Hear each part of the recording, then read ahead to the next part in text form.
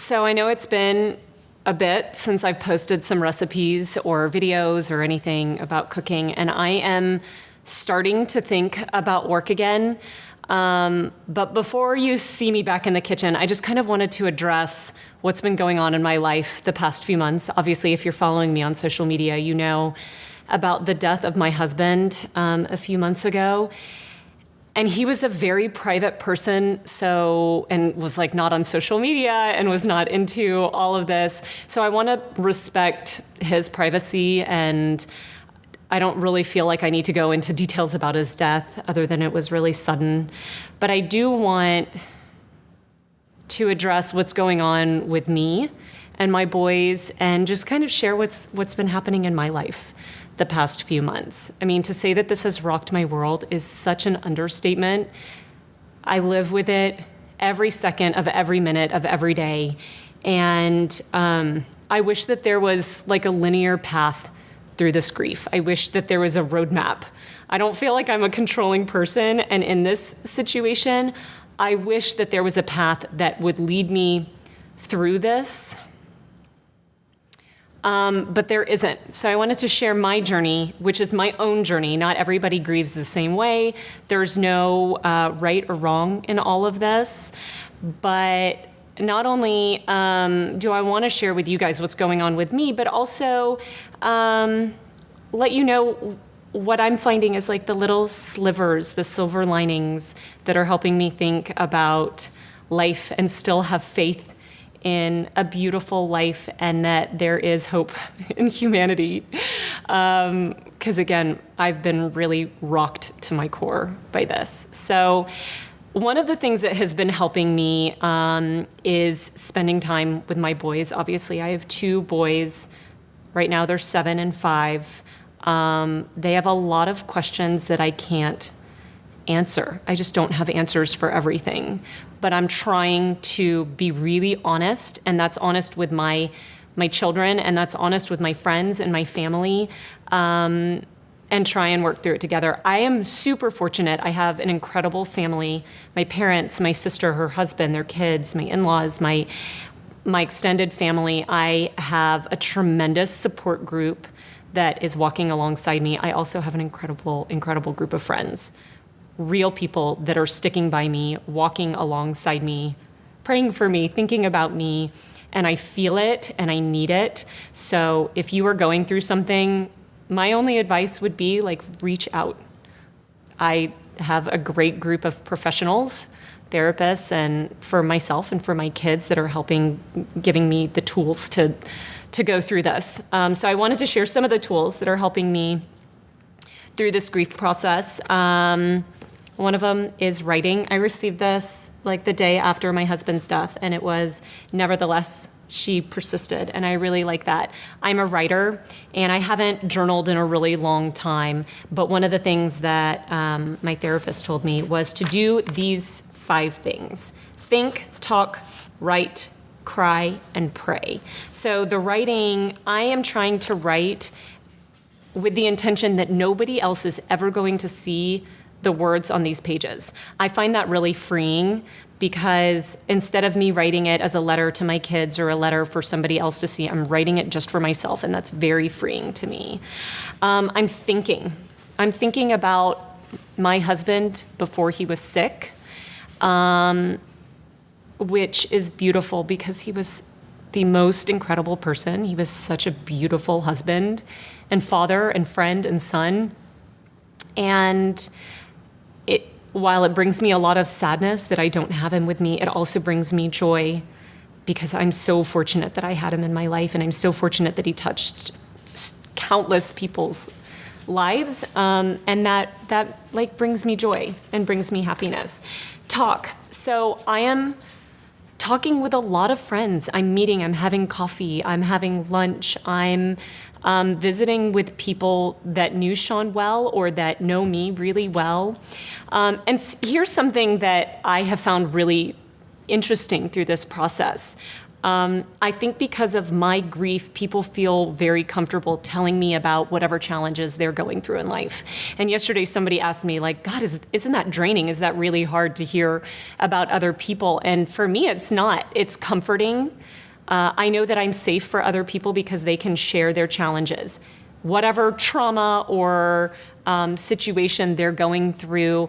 And for me, that means that I'm having real conversations, not the surfacey sort of stuff that we normally do when we get together and how are you and everything's great, but real conversations about real things that are going on in life. And I think in this social media world, all we see is perfection.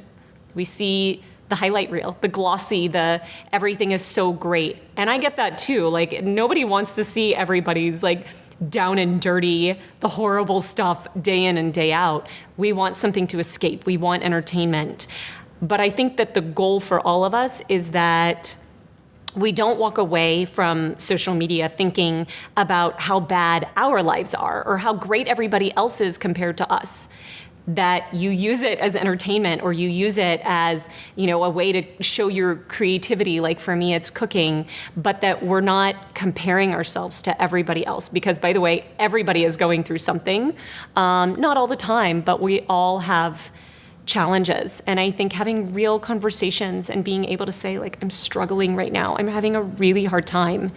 I think that makes us closer and makes us human. So think and talk and write and cry. That is one of the really hard things for me.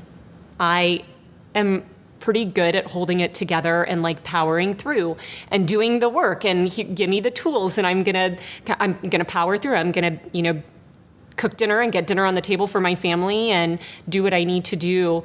And part of like that crying process is surrendering to the pain. And again, this is my grief and my experience through this. But when I go down there and I really fall apart, it is so painful for me that all I want to do is just pull myself right back out of it. But I know that part of this process is really digging in deep. For me, I do that privately, and I do it with my kids. The absolute hardest thing in all of this is to see my kids suffer. And when you're a parent, all you want to do is take the pain away, especially for your kids, and you want to be strong for them.